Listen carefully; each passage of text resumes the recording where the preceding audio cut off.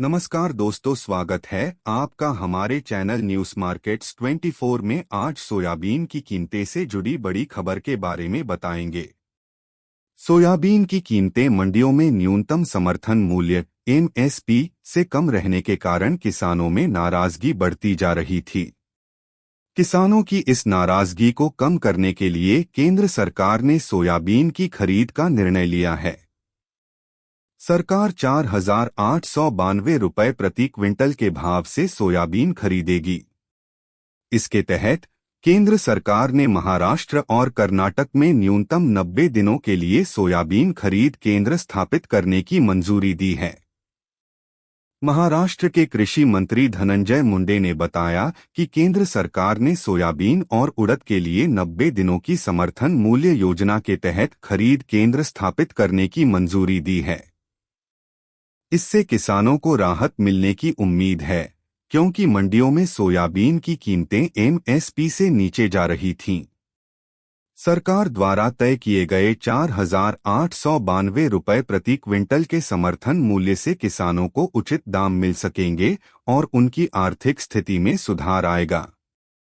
Asian palm oil Allianz (एपीओए) के chairman Atul Chaturvedi ने कहा कि सोयाबीन की कीमतें बढ़ाने के लिए आयात शुल्क में वृद्धि एक विकल्प हो सकता है, लेकिन सरकार का ध्यान खासतौर पर महाराष्ट्र पर है, क्योंकि यहां जल्द ही चुनाव होने वाले हैं। महाराष्ट्र में सोयाबीन की कीमतों को लेकर किसानों में असंतोष बढ़ा था, जिससे राजनीतिक दबाव भी महसूस किया जा रहा था। मध्य प्रदेश के किसानों का महाराष्ट्र में अपनी फसल बेचने की संभावना भी एक नई समस्या को जन्म दे सकती है। चूंकि महाराष्ट्र में सोयाबीन की बेहतर कीमतें मिल रही हैं, मध्य प्रदेश के किसान भी अपनी फसल को यहां लाकर बेच सकते हैं, जिससे स्थानीय किसानों के लिए नई चुनौतियां पैदा हो सकती हैं।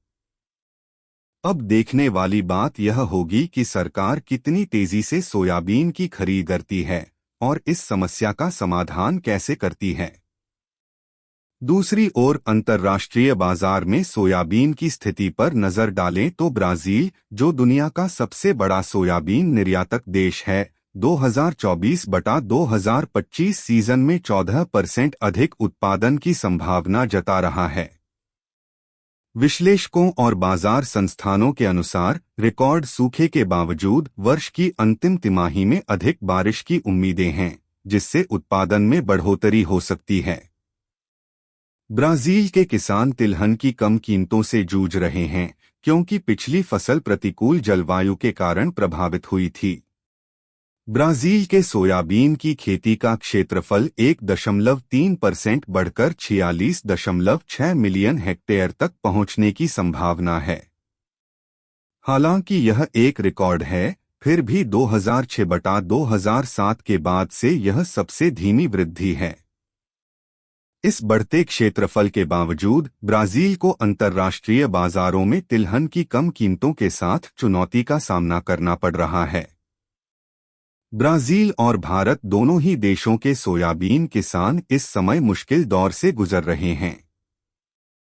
जहां एक ओर ब्राजील में जलवायु की समस्याएं और अंतर्राष्ट्रीय बाजार की चुनौतियां हैं, वहीं भारत में एमएसपी से कम कीमतें किसानों के लिए परेशानी का कारण बन रही हैं। ऐसे में केंद्र सरकार का सोयाबीन खरीदने का फैसला भारतीय किसानों के लिए राहत भरा कदम हो सकता है। खबर में सिर्फ इतना ही। इसी तरह के न्यूज़ जानने के लिए हमारे चैनल को सब्सक्राइब करना न भूले और न्यूज़ मार्केट्स 24 देखते रहे।